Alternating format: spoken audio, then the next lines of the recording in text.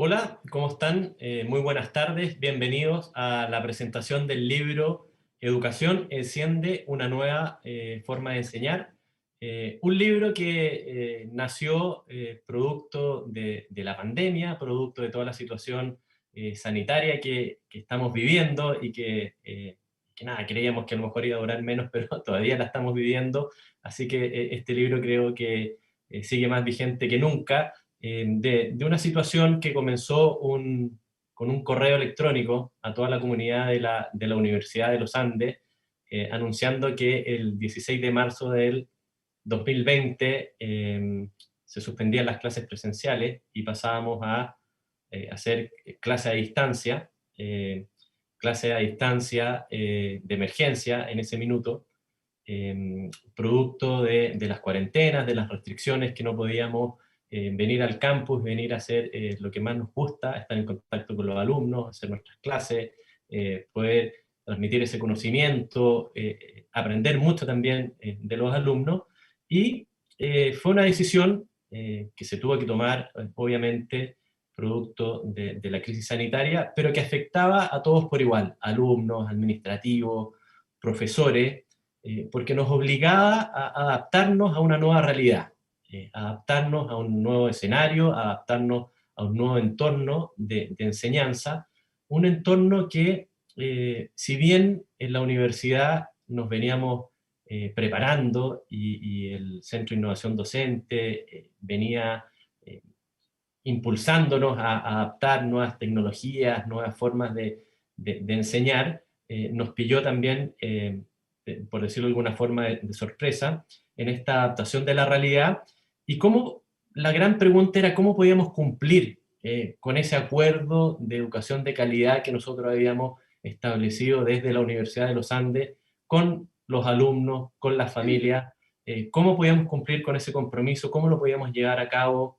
ese compromiso de calidad, y también un poco qué lecciones nos dejaba esta experiencia, qué cosas de aprendizaje íbamos a poder ir obteniendo de acuerdo, iba avanzando esta situación y se iba desarrollando esta educación a distancia, como bien decía antes, de emergencia. Eh, y cuál era el espíritu que había detrás de toda esta transformación, del trabajo, de la dedicación, del esfuerzo, de la oportunidad para acelerar un cambio en uso de tecnología y de plataforma que se venía desarrollando. Después, Juan Nágel, director de desarrollo docente, le podemos contar o preguntar que nos cuente más de esta acción del 100% Canvas que se venía impulsando en la universidad. Y bueno, y cómo este cambio iba a afectar nuestra forma de enseñanza.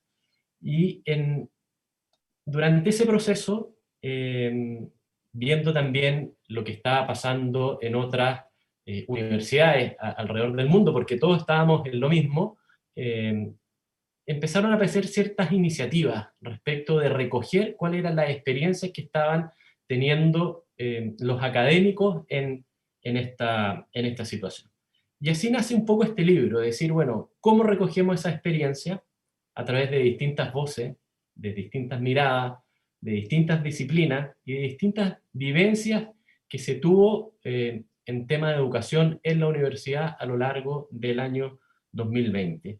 Y lo que queremos un poco que este libro, que no tiene una ambición tan de manual o académica, teórica profunda, sino que es compartir esa experiencia, que sea un punto de partida, de reflexión, de análisis, un punto de partida que nos permita generar esta comunidad de aprendizaje, esta conversación entre pares, entre profesores, donde podamos compartir esta experiencia, las buenas prácticas, las prácticas que no resultaron, si muchas veces uno aprende a lo mejor mucho más de las cosas que no resultan, y ese consejo de lo que no resultó muchas veces nos ayuda a hacer una mejor clase, a ser un mejor docente, a poder conectar mejor con nuestros alumnos, a poder generar ese resultado de aprendizaje eficiente, poder transmitir toda esa pasión de las cosas que nos gustan, y que este libro sirva como punto de partida, puntapié inicial o reimpulso de esta comunidad de aprendizaje.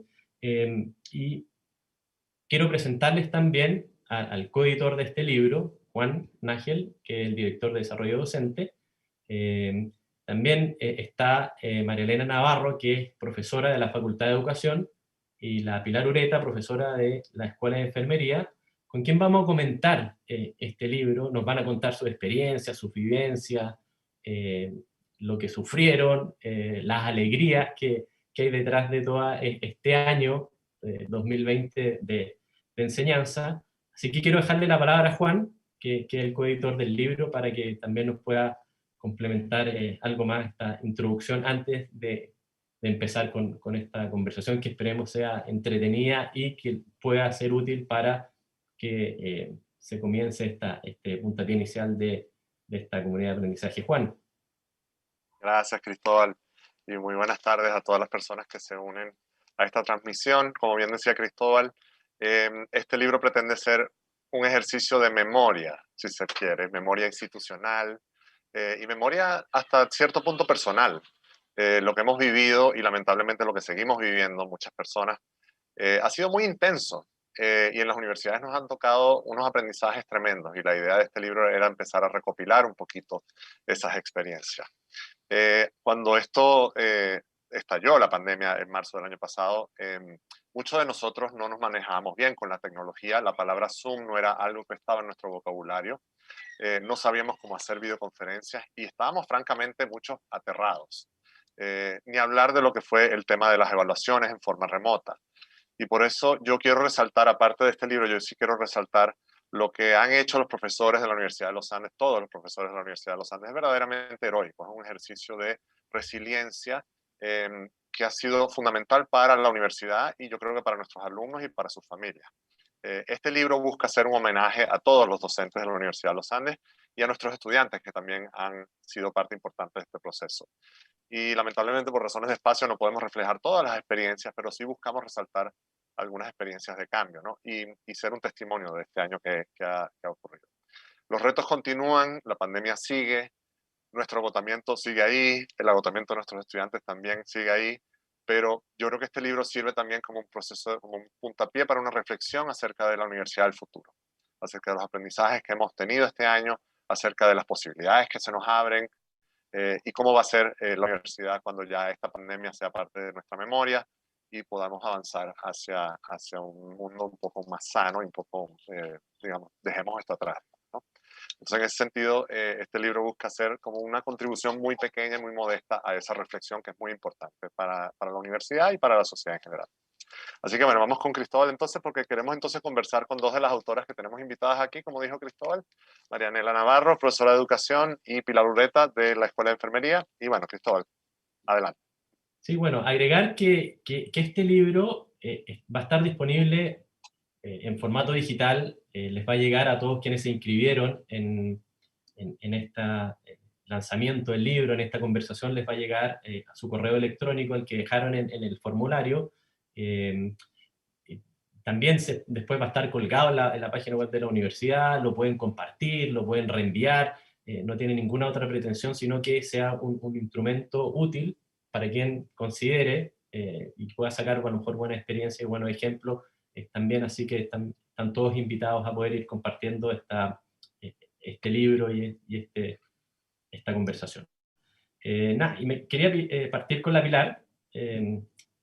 Hola Pilar, y preguntarte un poco cómo fue esta adaptación de la educación a distancia en la escuela de enfermería, en la facultad.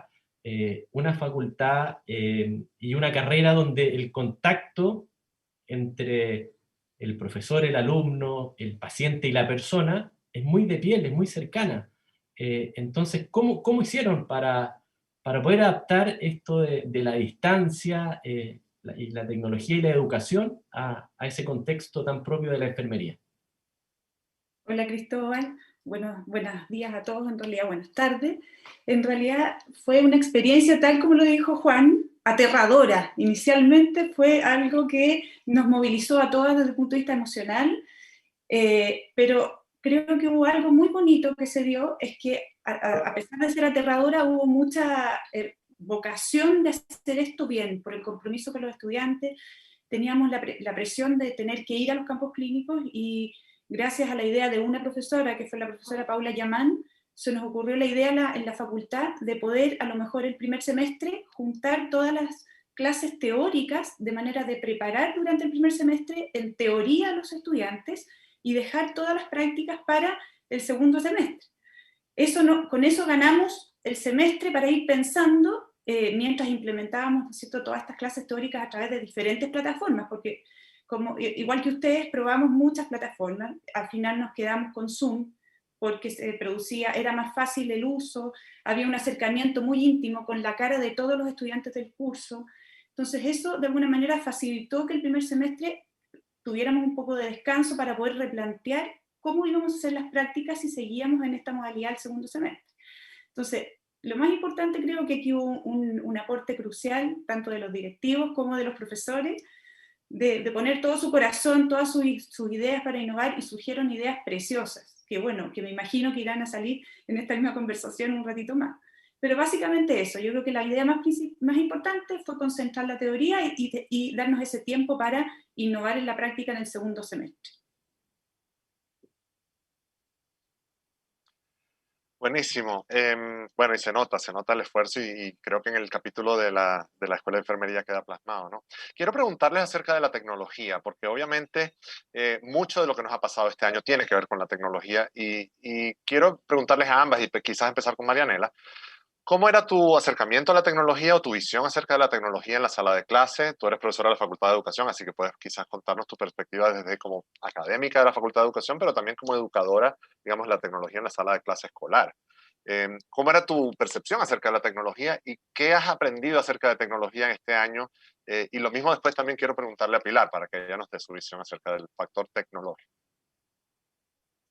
Bueno, yo creo que el tema de la tecnología claramente es una herramienta sumamente útil si uno la sabe utilizar con fines de aprendizaje y de educación. Sin embargo, yo pienso que nadie estaba arriba del carro de la tecnología para nada. Incluso pensando en la plataforma Canvas, ya hace tiempo, o sea, yo creo que el año pasado en la facultad en general ya estaba arriba de esta plataforma, pero con un uso yo creo muy como de casi de repositorio de archivos, de dejar las clases. Y acá, bueno, pudimos de manera muy rápida subirse a este carro de la pandemia y empezar a aprender a hacer foros, a utilizar herramientas para poder hacer pequeños test durante la clase.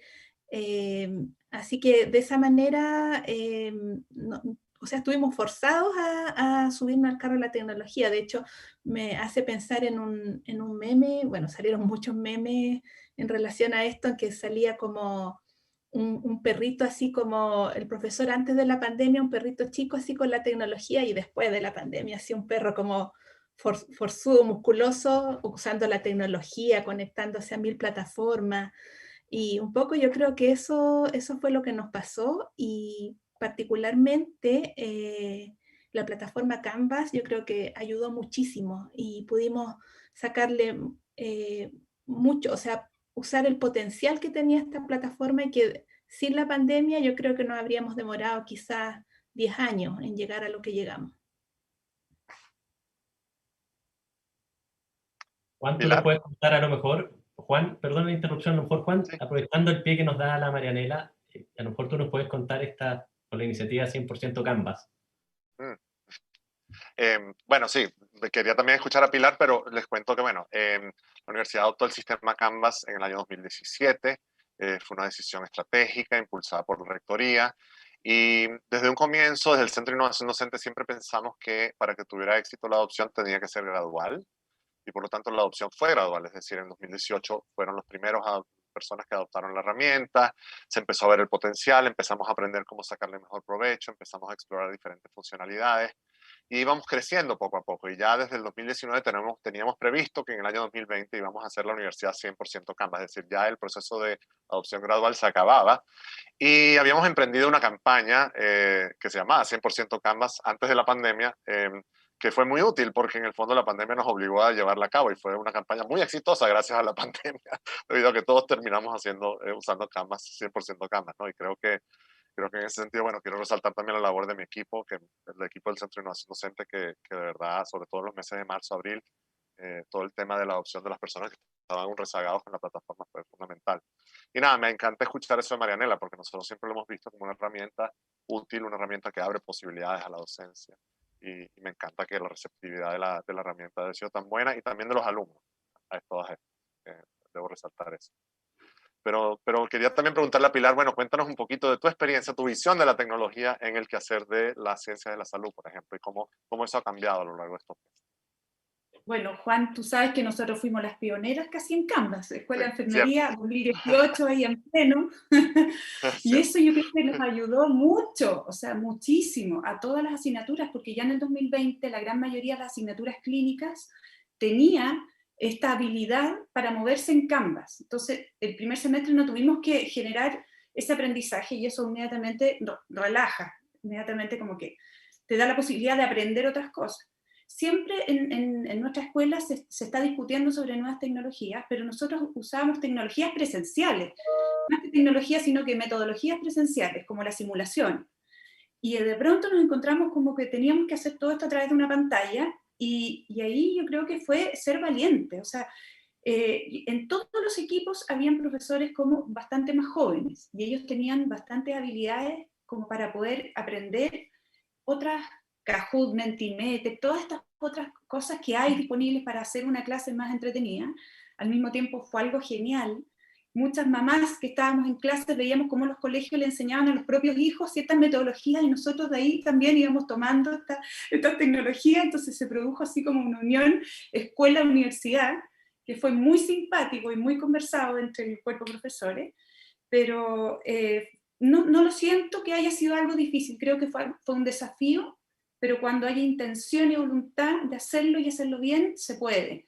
Y realmente hoy día siento que es un aprendizaje tremendo que, tal como dice nuestro rector, llegó para quedarse. O sea, vamos a ir conservando, ¿no es cierto?, lo bueno, y tomando las innovaciones que hemos ido descubriendo y irlas incorporando en nuestras prácticas diarias. Lo hemos disfrutado mucho. La verdad es que en Zoom hacemos un montón de juegos, hacemos salas de grupos de trabajo. Más adelante les voy a contar cómo esto también lo hemos utilizado con pacientes. Así es que realmente ir aprendiendo esto día a día es un aprender sin final, ¿ya? O sea, todos los días aprendemos algo nuevo. Y el trabajo de equipo ha sido crucial. O sea, cómo en el fondo en los equipos cada uno puede aportar desde su propio temperamento, desde su conocimiento, desde sus propias habilidades. Así que, bueno, es muy necesario para que esto salga bien, tener esta comunidad, que, bueno, en la universidad la tenemos muy vívida, una comunidad de aprendizaje donde hay un intercambio de muchas ideas y de muchos aprendizajes. Así que eso se agradece, Juan. Es parte de tu legado. No.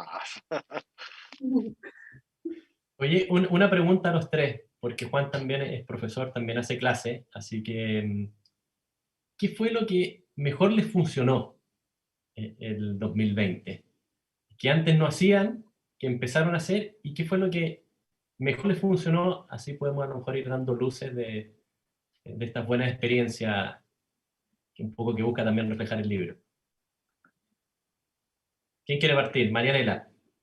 Sí, estaba pensando, ¿qué fue lo que mejor funcionó?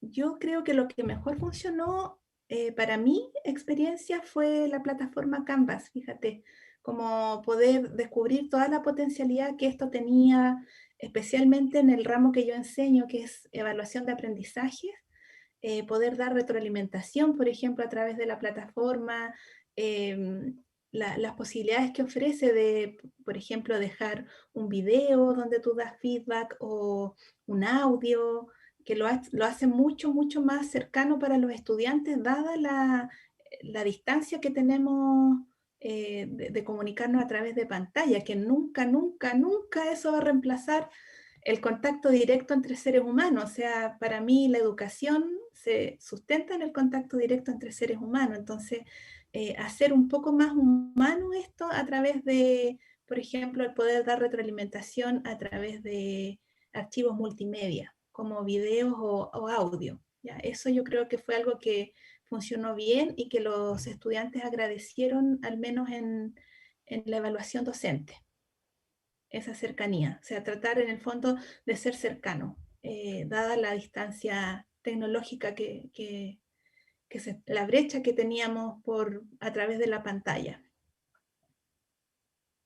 Pilar, Quería complementar un poco lo de Marianela, porque en realidad ella tiene mucha razón. Canvas ayudó mucho a darle más dinamismo a este intercambio profesor-estudiante.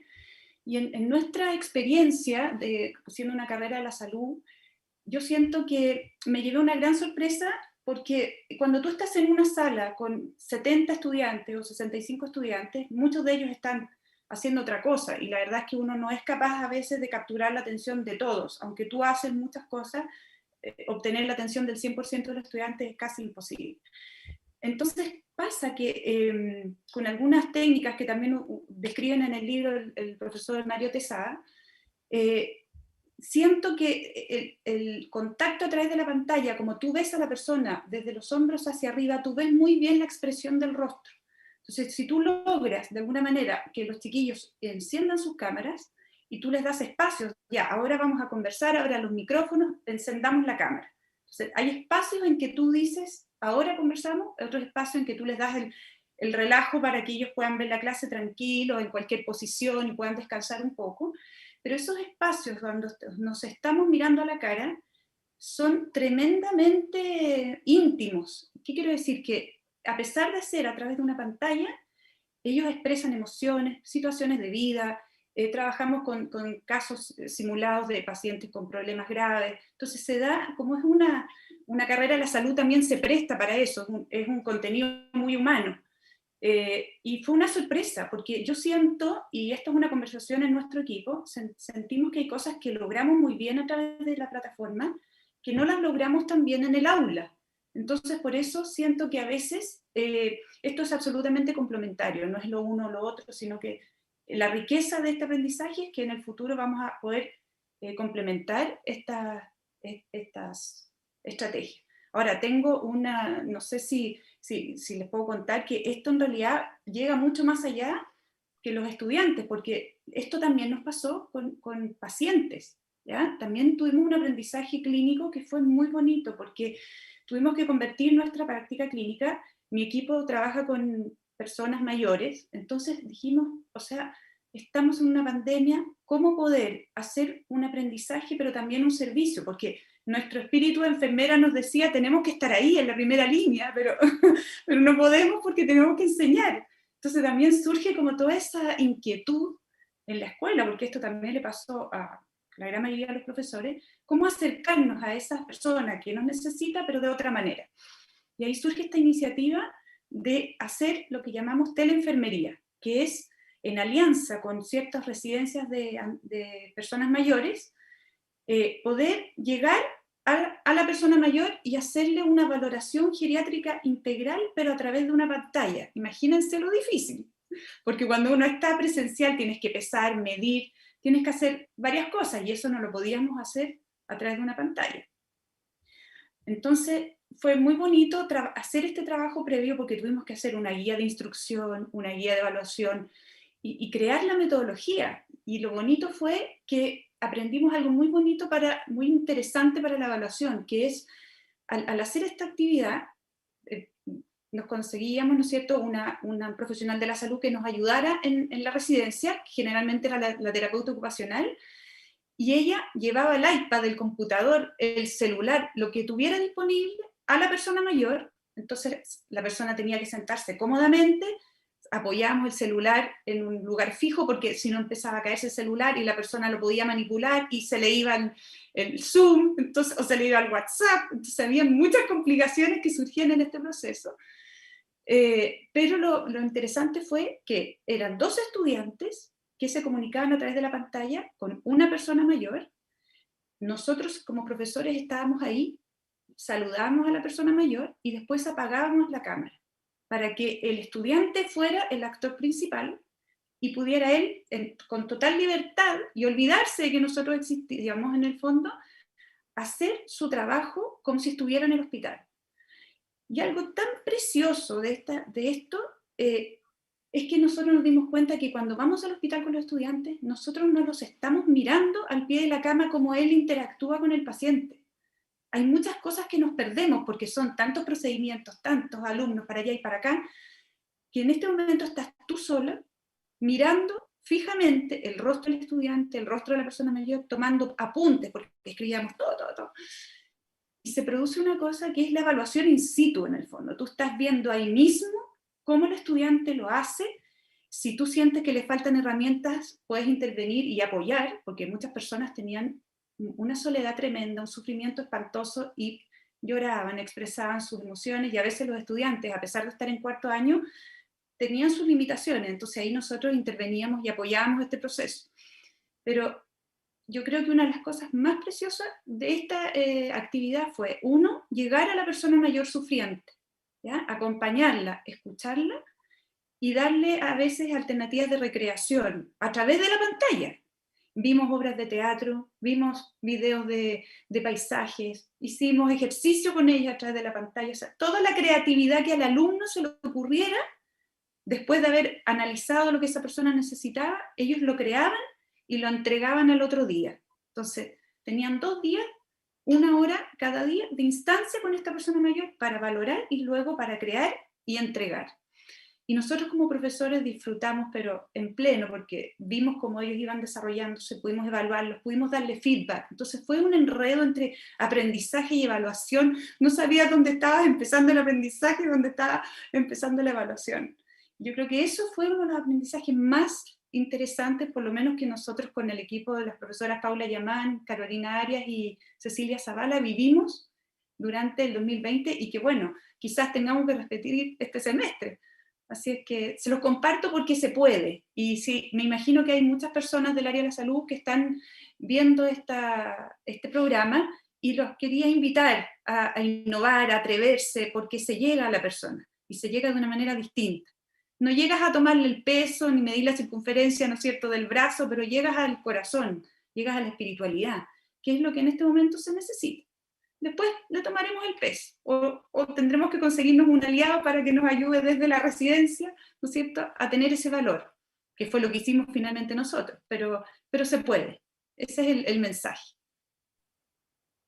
Bueno, en esa misma línea, yo creo que uno de los principales aprendizajes que yo tuve personalmente este año fue relacionado con una preocupación, que fue mi principal preocupación al comienzo de esto, aparte del apoyar a todos los profesores de la universidad en la medida de lo posible, era ese trato personalizado con los alumnos, ¿no? Y yo creo que uno de los aprendizajes que yo tuve fue que sí se puede. Yo puse mucho esfuerzo en mantenerme en comunicación con ellos. Pasaron momentos muy difíciles, algunos de ellos estuvieron enfermos, temas familiares, obviamente, económicos, etcétera.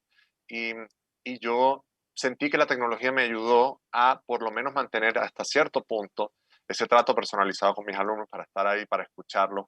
Me abrió disponibilidad de tiempo, en cierto modo, porque la tecnología, en cierto modo, derriba fronteras. Entonces, en ese sentido, eso para mí fue un aprendizaje y fue algo que voy a valorar y voy a continuar haciendo, con todos los defectos que uno puede tener, porque uno no puede llegar siempre a todos, obviamente, depende de las circunstancias. Pero en ese sentido fue un gran aprendizaje. Dicho eso, quiero pasar a otra pregunta para hablar del tema de la evaluación. Uno de los grandes retos que tuvimos este año fue cómo evaluar a nuestros alumnos, que es parte de lo que tenemos que hacer. Y quería hablar un poco acerca de las experiencias de ustedes. De hecho, el capítulo de Marianela es sobre la evaluación y cómo evalúas el que los estudiantes puedan realizar evaluaciones, porque son estudiantes de pedagogía. Pero también hablar, Pilar, también acerca de cómo esta experiencia fue en términos de sus capacidades de evaluación, dado que muchas de las consultas que recibimos de parte de los profesores durante este año estaban relacionadas precisamente con eso. Entonces quería saber sus opiniones acerca de ese tema. Marianela. Sí, bueno, temazo. La evaluación es un temazo y efectivamente uno puede hacer mucho, mucho como profesor, y lo que uno se tiene que preguntar es, ¿cómo sé si mis estudiantes están aprendiendo en este formato a distancia, online? Por mucho que yo me esfuerce y haga clases maravillosas, pero ¿cómo sé si están aprendiendo? Entonces, ese es un gran tema. ¿Cómo evaluar en este contexto? Digamos, este desafío estaba mediado también, bueno, y sigue estando por el tema de la de la copia, de la falta de la integridad académica. Entonces, ¿cómo hacemos eso? ¿Qué sentido tiene, por ejemplo, uno se cuestionaba, qué sentido tiene hacer una prueba en este contexto? Y si la hago, ¿cómo tiene que ser esa prueba para que asegurarme de que las respuestas que ahí se plasmen sean efectivamente de producción del estudiante y no de una producción colectiva del curso, esa respuesta? Entonces, temazo, o sea, yo creo que no hay como una receta, en nada de esto hay recetas fáciles porque es un tremendo reto al que estamos como docentes enfrentados, ¿cierto? Eh, Particularmente hay prácticas, yo creo, prácticas de evaluación que pueden obstaculizar y otras que pueden facilitar el aprendizaje. O sea, por ejemplo, me gustó esto que dijo Pilar cuando señaló, yo ya no sabía dónde empezaba el aprendizaje y dónde empezaba la evaluación. Excelente, Pilar. Excelente que sea así, porque cuando digamos las dos, la evaluación es en el fondo el aprendizaje, va muy de la mano del aprendizaje. Entonces, buscar formas de recoger información para poder hacer juicio respecto a lo que los estudiantes han aprendido, y nos vimos, yo creo que todos desafiados a pensar en formas de evaluación que apuntaran a habilidades más complejas, lo cual es muy bueno, ¿ya? Preguntar cosas de memorización, si bien la memoria es importante, perdía sentido en este contexto de pandemia. Apuntar a preguntas que sean más complejas, que sean más de análisis, de hacer juicio, y no tanto de reproducir información. Así es que, bueno, en particular en el capítulo, lo que yo mostré fue justamente el examen final, que yo solía hacer una prueba, ¿ya? Y no, con esto no digo que no esté bien hacer pruebas en pandemia, se puede hacer, pero diseñé otro formato de evaluación distinto donde cada estudiante tenía que desarrollar un video a partir de una pregunta que le hacía estudiante. Tenían que probar esta pregunta en estudiantes reales, ¿ya? Por lo tanto, tuvieron que entrevistarlos a través de Zoom y todo eso mostrarlo en un video y hacer conclusiones de cuánto habían aprendido los estudiantes, qué se podía hacer. Y como mis estudiantes van a ser futuros profesores, este ejercicio también les servía como para ellos mismos subirse al carro de la tecnología y utilizar la tecnología para ellos evaluar a estudiantes escolares. Fue una experiencia positiva, fue súper entretenido corregir porque cada video era algo diferente, y la verdad, si se consultaban entre ellos no importaba, porque finalmente cada uno tenía que resolver un problema que era distinto. Así que es un gran desafío, temazo el tema de la evaluación, de todas maneras. Bueno, Marianela, gracias por el piropo. La verdad que lo disfrutamos plenamente, pero sí, eso es lo más bonito, cuando este proceso se junta y tú quedas así como, en el fondo pones el foco en el aprendizaje, ¿sí? Eso es lo más importante. Nos sirvió igual que tú al principio, pensamos lo mismo, que en realidad el desafío fue cambiar en el fondo el foco de la pregunta, ¿no es cierto? Lo que era prueba o teoría, el foco de la pregunta, el foco ya la aplicación, por lo menos en ciencias de la salud, en enfermería poníamos casos, trabajamos con muchos casos, porque entendíamos que independiente que tú les digas que no usen los apuntes, igual pudiera ser que los usaran, ¿no es cierto? Nos relajamos también de pronto con los controles y de pronto decíamos, bueno, el control es libro abierto, pero individual, entonces ahí también baja como la intensidad y se comprometen más con su proceso de aprendizaje, muchas tareas y con puntos para la prueba, con décimas para la prueba, entonces eso también, tareas cortas, pequeñas de cada clase, haga este test, y ahí va manteniendo como la tensión, eso no sirvió mucho. Y después en la práctica clínica un poco lo que ya les conté, y usamos también otra metodología que fue como de aprendizaje y evaluación, que fue de convertirlos a ellos también en profesores, porque teníamos dentro de las metodologías una parte de la práctica clínica fue crear una escuela de cuidadores de personas mayores online, que fueron dos escuelas en paralelo, una para personas, cuidadores informales, que eran familiares, que tú te das cuenta que en realidad había una sobrecarga del cuidador salvaje, y otro que estaba dirigida a cuidadores ya con algo de experiencia y capacitación. Entonces el curso se separaba en dos y trabajábamos en paralelo con esta escuela de cuidadores, donde ellos tenían que diseñar de alguna manera un video con un material que nosotros les dábamos, 5 minutos máximo. Entonces ahí ellos, claro, la metodología de aprendizaje, tenían que aprender a sintetizar, o sea, a aprender la tecnología, porque muchos de ellos no sabían hacer videos, y después tenían que ellos mismos hacer la actividad, dar la clase a las personas mayores, a los cuidadores, perdón, y después evaluar. Entonces fue muy divertido porque ellos nos decían, profe, qué difícil hacer las preguntas, profe, y ellos mismos hacían. Después de que pasaba esta actividad, nos quedábamos con ellos unos 20 minutos más discutiendo lo que había pasado en la sesión. Entonces, porque ellos tenían que llevar todo, desde la gestión, desde el link, desde el moderador, el que llevaba el chat, o sea, el grupo tenía que organizarse, los profesores éramos un cuidador más. Y eso sirvió para aprender, pero también nosotros para evaluar esa habilidad en el área de la educación, que también es tan importante en la enfermería. Así que eso les puedo contar como una estrategia innovadora que los alumnos lo agradecieron. Dijeron que habían aprendido mucho, les había gustado tener el papel protagónico y se sintieron muy empoderados de su rol. O sea, esto de todas maneras lo que hace finalmente es fomentar el liderazgo del estudiante, que es también uno de nuestros objetivos dentro del pregrado. Hay algunas preguntas que vienen llegando al chat de YouTube, y hay una pregunta que dice, ¿cómo se traspasó el sello UANDE a través de la plataforma digital? A mí me gustaría contestar esa pregunta, y yo creo que, porque también ha salido un poco en esta conversación, lo ha dicho la Pilar, lo ha dicho la Marianela, lo ha dicho Juan, yo creo que el sello UANDE está en los detalles de nuestra relación con los alumnos, en los detalles de nuestro trabajo, en los detalles de la relación también con nuestros pares. Yo creo que y esos detalles, y ese espíritu, y ese sentimiento, no solo de hacer bien las cosas, sino de ponerle cariño, de ponerle dedicación, de ponerle pasión a las cosas que hacemos, da lo mismo, por decirlo de alguna forma, si es presencial, si es a través de una herramienta tecnológica.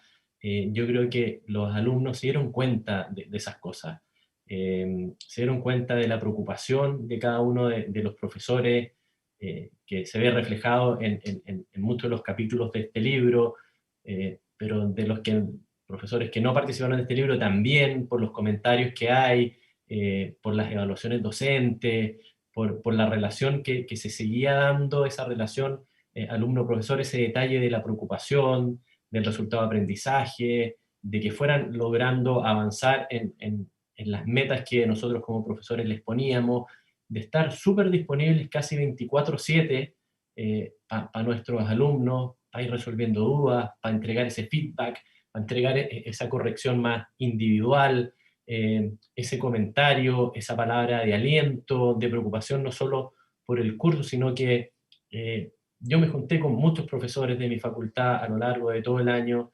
y mucho énfasis había en partir la clase, en saber cómo estaban ellos, cómo estaban sus familias, cuáles eran las situaciones que estaban viviendo. Cada alumno que hay es una situación o una realidad que puede ser distinta, propia, cómo se viven y cómo se enfrentan esas realidades, el poder resolver, bajar esa ansiedad, esa comunicación eficiente para tratar de generar más tranquilidad respecto a la incertidumbre que estábamos viviendo. Nosotros también vivíamos esa incertidumbre como profesores, pero como adultos a lo mejor teníamos más herramientas para poder trabajar esa incertidumbre, esa preocupación, el no saber hasta cuándo duraba esto, cómo duraba, cuáles eran los efectos. Pero yo quiero destacar ese sello, UANDE, en todas las cosas sencillas que hacemos. Yo siempre tuve el ejemplo en mi casa, mi papá también es profesor universitario, y siempre atendió a los alumnos 24/7. Y a mí siempre me llamaba la atención. Y ahora que a mí me toca, bueno, entiendo cuál es el fondo de eso. Entonces, ese sello UANDE yo creo que estuvo presente, no sé si lo comparten con lo que he dicho.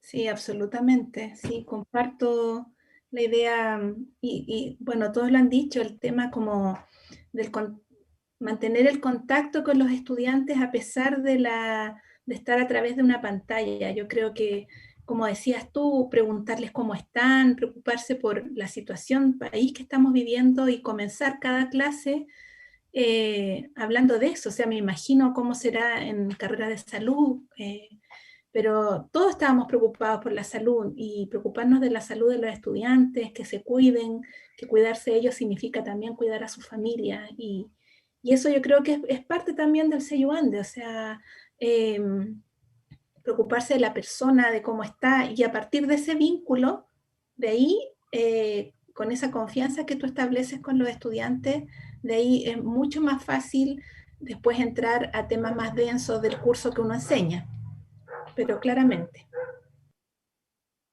Y un poco complementándole a Marianela, que siento que estamos muy alineadas, reconocer también un poco, reconocer el apoyo que recibimos de nuestros directivos, porque como profesores, si bien, claro, el sello con nuestros estudiantes, lo hemos conversado en este momento, se dio, estuvimos muy preocupados, tuvimos una relación más horizontal para poder solucionar los problemas, porque al principio a nosotros nos pasa como enfermeras que somos como tremendamente autocrítica y perfeccionista, lo cual a veces es bueno, pero también a veces es muy negativo.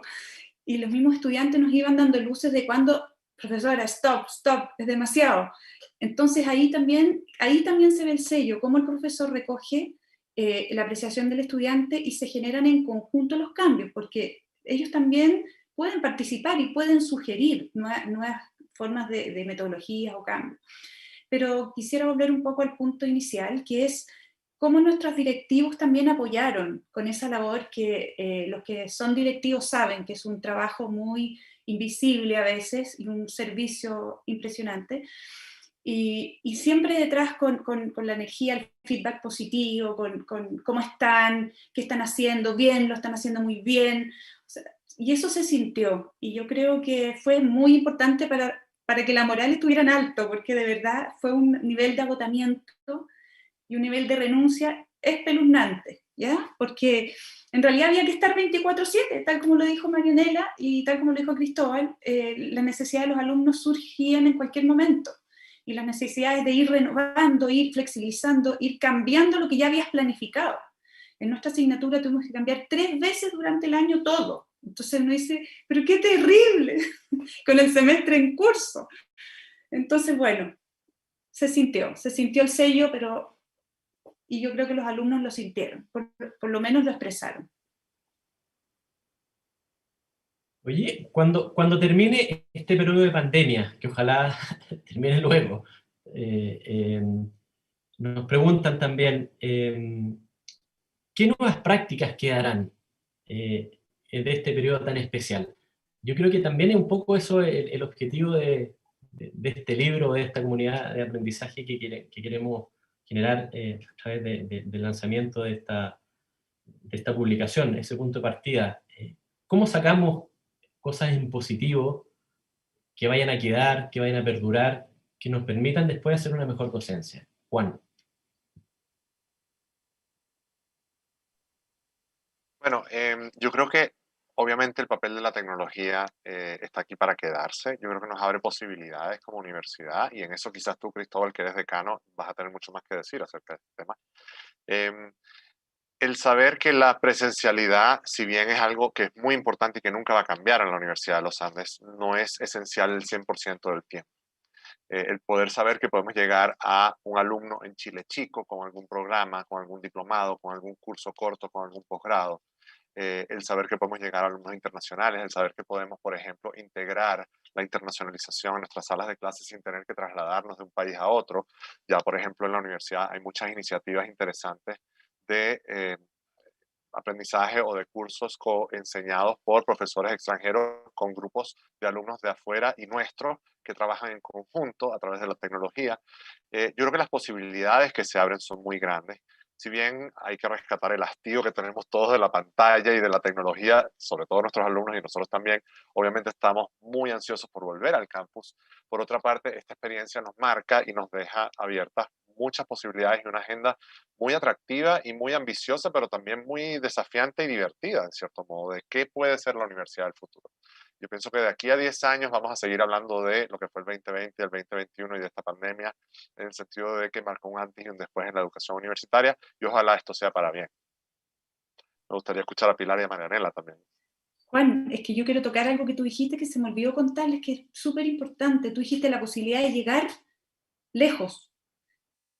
Es impresionante. Tuvimos 2 cuidadoras de Coyhaique, cuidadoras de Isla de Pascua, y cuando les entregamos su diploma en la gobernación, ahí estaba la gobernadora entregándole su diploma orgullosa porque había estado en su curso. O sea, eso, cuando el alumno ve eso, que él puede llegar a zonas remotas de su país y ser un aporte, eso no te lo da la presencialidad, obviamente. Entonces, claramente, tal como tú dices, Juan, esto es una ganancia de la pandemia. Realmente es algo muy bueno que nos va a quedar, a lo cual no vamos a poder renunciar.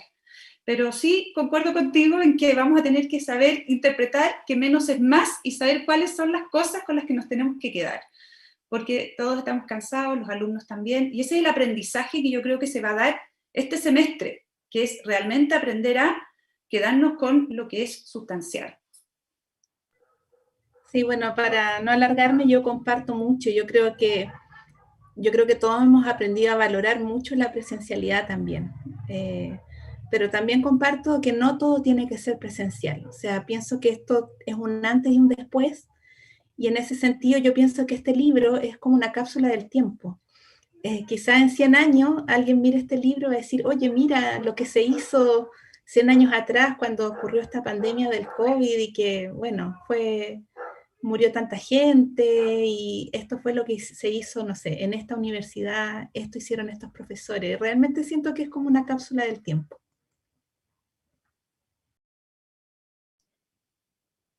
Oye, también una última pregunta o últimas preguntas, ya nos queda poco tiempo, así que ojalá la respuesta como al callo, al hueso. Hay una pregunta respecto de qué consejo hacer del aprendizaje de los alumnos algo social y no individual. Me parece que es súper relevante ese tema. Marianela. No, sí, Marianela. Bueno, yo pienso que esta situación, esta forma de educación a distancia, remota, de emergencia, como le dicen, ha demandado a los estudiantes, se exige de un estudiante que sea autónomo, que sea autorregulado, mayor responsabilización, y yo creo que eso ha sido el gran desafío para los estudiantes. Por otro lado, para nosotros los docentes, soltar el control, o sea, no, claramente hay muchas cosas que nosotros creíamos que teníamos controladas y con esto, como decía Pilar, han tenido que replanificar el curso 3 veces en un mismo semestre. Pero yendo a la pregunta y pensando en esta característica del estudiante, claro, yo creo que el aprendizaje, bueno, el aprendizaje es social, siempre aprendemos con otros y la oportunidad de hacer trabajo colaborativo les ha permitido a los estudiantes, por ejemplo, los de primer año, conocerse. Yo creo que fue bien particular para los estudiantes de primer año la pandemia, entrar a una universidad y no vivir eso que han esperado por muchos años y bueno, poder trabajar con otros, yo creo que resulta muy, muy, muy relevante el trabajo con otros. Además que colaborar, consultarse, y eso también va, bueno, muy de la mano de la evaluación también. Cuando tú haces evaluaciones, por ejemplo, que son en grupo, apuntas a otro tipo de habilidades porque no importa que se consulten, no importa que se copien, entre comillas. Entonces, sí, muy relevante el trabajo con otros. Yo suelo agregar una experiencia que yo tuve en uno de mis cursos. Eh, Obviamente los alumnos han perdido mucho de su vida social con la pandemia y eso es algo que es preocupante y a ellos les pesa y es una pena para ellos. Entonces yo he buscado instancias dentro de mi curso en las cuales hablamos de temas sociales. Entonces en algunos momentos hemos hablado, por ejemplo, de la crisis del país, por ejemplo, y han salido comentarios interesantes y ha permitido que ellos se desahoguen y comenten en un ambiente de civilidad, obviamente. Y también cosas más divertidas o más lúdicas quizás. Por ejemplo, este año para comenzar y para romper el hielo entre el grupo, hicimos un foro en el cual cada quien tenía que explicar de dónde venía su nombre. Entonces cada quien hablaba del origen de su nombre y entonces hablaban de que a mí me pusieron este nombre, pero mi mamá quería otro, pero mi papá quería este y se equivocaron en el registro civil. Y salieron cosas muy interesantes, incluso hubo alumnos que pusieron fotos de sus mascotas y eso sirve mucho como para romper el hielo. Y yo creo que nosotros como docentes no debemos olvidar esa parte, que también tenemos que ser guías para que haya un buen clima en la sala de clase y en estos espacios virtuales eso es más difícil de lograr. No es imposible, pero si lo logramos y a veces fracasamos y a veces no, porque a veces hay foros que no funcionan. Pero en el fondo buscar esas instancias y no tenerles miedo y que eso sea parte de la experiencia de los alumnos. Creo que es importante. Sí, complementando eso, yo creo que es una buena experiencia y que se recoge en algunos capítulos del libro, el trabajo en grupo. Hoy día las plataformas, casi todas permiten poder separarlos, dividirlos en salas, integrar cosas lúdicas. Yo me acuerdo de haber usado Kahoot, que es una especie como quien quiere ser millonario, para que el que no lo conoce lo entienda y iban ganando puntos y en esos puntos algunas veces por equipo, otras veces solo. La promesa era que el que ganaba más puntos en un determinado periodo se ganaba un café con el decano, así que tengo varias cuentas pendientes ahí que pagar cuando los alumnos puedan volver, y sobre todo para los de primer año, lo que decía la Marianela, que se conozcan y hacer trabajo intencionado para que ellos se conozcan. Me acuerdo que cuando los pudimos traer el año pasado, recién en octubre, a los alumnos de primer año, en el campus salieron historias bien interesantes, porque ellos se habían juntado en algún minuto en algunas plazas, en lugares al aire libre, y yo me acuerdo, les preguntaba, bueno, y se imaginaban tal cual eran, y nos decían, miren, todo el mundo se imaginaba que yo era chico, y era un alumno que medía, no sé, como 1,90 m, yo me imaginaba, porque claro, uno en las pantallas, y generalmente uno hace clase siempre con el mismo recuadro, y ellos también, entonces es difícil, si no nos conocemos más allá de esa pantalla, establecer relaciones. Entonces poder generar actividades intencionadas para que ellos se conozcan, yo creo que también es súper relevante para salir de lo individual y llevarlo también a lo social, a lo grupal. Pilar, no sé si quieres agregar algo. Sí, me encantó lo que propone el profesor, creo que fue el profesor Mario Tesada también, porque para alumnos de primer año es súper importante la pregunta dirigida, porque en verdad siempre hay un grupo de 5 o 6 estudiantes que hablan y hablan toda la clase y participan y son los que tienen su cámara prendida y te acompañan, son casi unos hijos, pero a veces, ¿no es cierto?, hay otros estudiantes que son más introvertidos y en realidad les cuesta mucho la participación. Yo he visto en cuarto año que todavía hay estudiantes así. Entonces siento que la oportunidad de la pantalla en este momento es que uno les puede pedir a todos que pongan su nombre visible, porque de repente te aparece Galaxy, iPhone, entonces la idea es que ponga su nombre y tú haciendo preguntas dirigidas mantienes la atención del curso, porque en cualquier momento te puede tocar, y la persona está obligada de alguna manera a expresar su opinión o su fundamento respecto a la pregunta que tú estás haciendo. Eso y hacer secciones o salas en Zoom aleatorias, a mí, por lo menos en mi asignatura de primer año, me ha ayudado mucho porque los está cambiando permanentemente, entonces los obliga a conocerse. Ahora, no hay que olvidar que los chiquillos son de otra generación, ellos tienen un Facebook ya armado antes de clase, comparten su Instagram, o sea, ya tienen todo un mundo tecnológico en que ya vienen con ese conocimiento previo, pero aquí en realidad lo bueno es que se ven las caras, se conocen su personalidad, sus gustos, sus intereses, y eso sí, yo creo que es un compromiso que los profesores de primer año tienen que asumir, porque no está fácil, no está siendo fácil para los estudiantes, sobre todo para aquellos que son muy introvertidos, muy tímidos. Pilar, para seguir contigo, Sí. en 15 segundos, un mensaje antes de cerrar esta conversación. 15 segundos.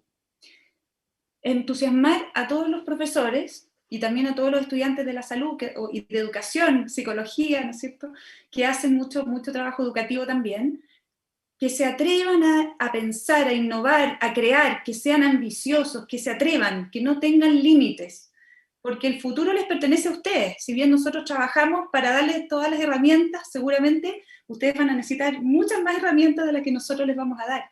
Así que atrévanse y aprovechen de enseñarnos también a nosotros. Nosotros también aprendemos con ustedes, disfrutamos de ese intercambio, crecemos en cada encuentro con ustedes. Así es que animarse, a seguir adelante, esto se va a terminar. Así es que, y juntos podemos llegar mucho más lejos. Marianela. Bueno, me sumo a las palabras de Pilar y también a compartir las buenas experiencias. Ese es como mi mensaje, ser solidarios entre nosotros y compartir las buenas experiencias. Y este libro en ese sentido ayuda mucho. Juan. Bueno, no sé si en 15 segundos, pero sí recalcar lo que este libro busca hacer, que es una instancia de reflexión. Yo creo que la reflexión es un ingrediente esencial en la mejora, y esto es cierto para la vida, es cierto para la fe, es cierto para la propia disciplina y por supuesto para la docencia. Los mejores docentes entienden que la docencia es una actividad cuyo fin primordial es fomentar que el alumno aprenda algo, es decir, gatillar y germinar un proceso intelectual complejo en otra persona. Y para hacer eso, el docente mismo también debe pensar y debe hacer un proceso intelectual complejo acerca de su propia docencia. Entonces, en ese sentido, la invitación es a continuar teniendo estas conversaciones sobre qué es la buena docencia, sobre cuáles son las buenas prácticas, cuál es el fundamento de lo que hacemos, cómo podemos hacerlo mejor, porque la sociedad nos lo está demandando y porque nuestros alumnos se lo merecen. Entonces, en ese sentido, la invitación aquí es a seguir haciendo este tipo de discusiones y conversaciones y llevar a la universidad a horizontes cada vez más lejanos y mejores. En mis 15 segundos, en un poco más también, colgarme ahí de lo que han dicho, esto ayuda a la reflexión para ese aprendizaje individual, para el aprendizaje institucional, pero también para el aprendizaje del alumno, que yo creo que está en el centro de lo que nosotros hacemos. Por lo tanto, si algo pudo contribuir o va a poder contribuir este libro, este espacio de conversación, y aquí vamos a ver la primicia y la novedad, el podcast que vamos a empezar a hacer con Juan toda la semana, y esperamos que este sea nuestro primer capítulo, poder colgarlo como audio, a ese compromiso, a esa reflexión, a esa conversación respecto de todo lo que estamos viviendo y de la educación y cómo hacer una mejor educación y transformarnos en mejores docentes, en mejores profesores, en una mejor universidad. Esperemos que sea así y que contribuya. Para ir cerrando, me gustaría dar las gracias a los 45 autores que se dieron el tiempo de embarcarse en esta locura, en un periodo donde estábamos todos llenos de cosas, así que de verdad muy agradecido, también lo digo a nombre de Juan, también muy agradecido de la universidad que creyó en este proyecto y nos apoyó para sacarlo adelante en Rectoría. También quiero agradecer especialmente al Departamento de Comunicaciones por todo el apoyo que nos dieron, y en especial a la María José Balbuena por la coordinación y el diseño de este libro, que quedó muy lindo, que quedó precioso. Agradecer también a la Facultad de Comunicación por querer las locuras y los proyectos de su decano, y es que están acá atrás también de esta transmisión que ha salido impecable, así que a la Vicky, Nano, José, Alejandro, muchas gracias por todo el apoyo que no se ve, en directo no se ven ustedes, pero sí se ve una transmisión impecable. Agradecer también a todos los que se dieron el tiempo por estar en esta conversación, fueron como más de 100 personas, según lo que me van contando, así que nada, pues muchas gracias, la invitación está abierta a seguir conversando, a descargar el libro, a leerlo y comentar para seguir creciendo en esta comunidad de aprendizaje. Me corrigen, 216 personas, así que mucho mejor. Un aplauso, agradecerle a la Pilar, a la Marianela, a Juan por estar aquí, por darse también el tiempo de esta conversación. Así que nos seguimos viendo por Zoom, ojalá presencial en el patio, con un café, mucho mejor. Un abrazo a todos y muchas gracias.